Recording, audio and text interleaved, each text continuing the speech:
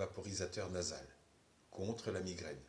Produit est mis sur le marché par le géant pharmaceutique Pfizer machin. Si tu vois de qui je parle.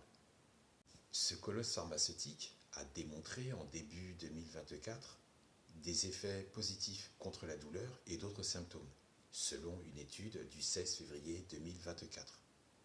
Mais une seule. Leurs médicaments, leurs produits sont fabriqués sur leur propre site de production. Pfizer fait son étude avec des résultats positifs, sans aucune contre-indication ni aucun effet secondaire, puisque la principale motivation est de vendre le produit au consommateur.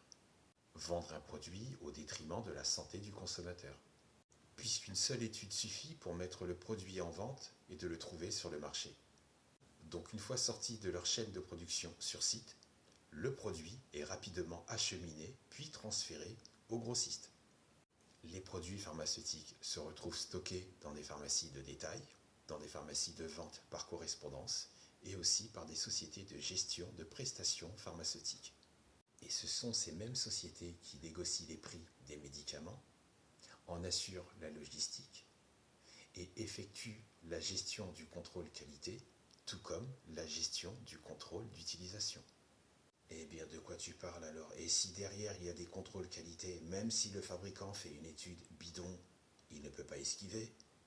La plupart des pharmacies, qu'elles soient pharmacies de détail ou de vente par correspondance, achètent leurs produits, achètent leurs médicaments auprès des grossistes répartiteurs, dans 80% des cas, si ce n'est pas plus. Mais il y a une feinte. Des pharmacies achètent directement auprès du fabricant. Pas d'intermédiaire, pas de frais supplémentaires. Financièrement, c'est très intéressant. Et donc, fini le lien avec les sociétés de gestion de prestations pharmaceutiques qui assurent les contrôles qualité ou les contrôles d'utilisation. Non mais attends, tu peux pas vendre, tu peux pas mettre sur le marché un médicament sans faire de réelles études sérieuses. Ah bon? Tous les fabricants te diront que leurs études sont sérieuses. Il n'y en a pas un seul qui te dira « notre produit est fiable, mais attention, peut-être des effets secondaires peuvent se présenter sous certaines circonstances et au final c'est de la daube ».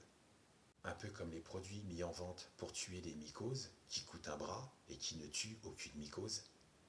Donc la pseudo-étude positive, c'est juste pour se couvrir.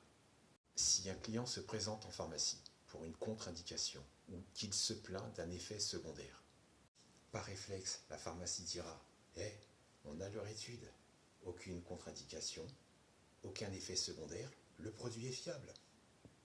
La pharmacie se protège, le client devient donc une personne de mauvaise foi, voire un malade imaginaire.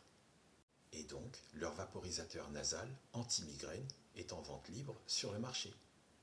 Est-ce qu'il ne faut pas s'interroger sur une marque qui se dit spécialiste, sur une marque qui s'est essentiellement enrichie sur le produit sildenafil, autrement dit, sur le Viagra numérique? Bon, j'abuse.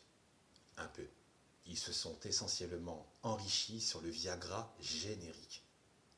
Pfizer B, qui fait de l'oseille grâce aux troubles de l'érection et qui propose un vaporisateur nasal contre les migraines. C'est comme si tu allais chez le mécanicien pour te faire détartrer les dents. Ok, mon exemple est peut-être chelou, mais passer du Bengala à la migraine, ça n'inspire pas confiance.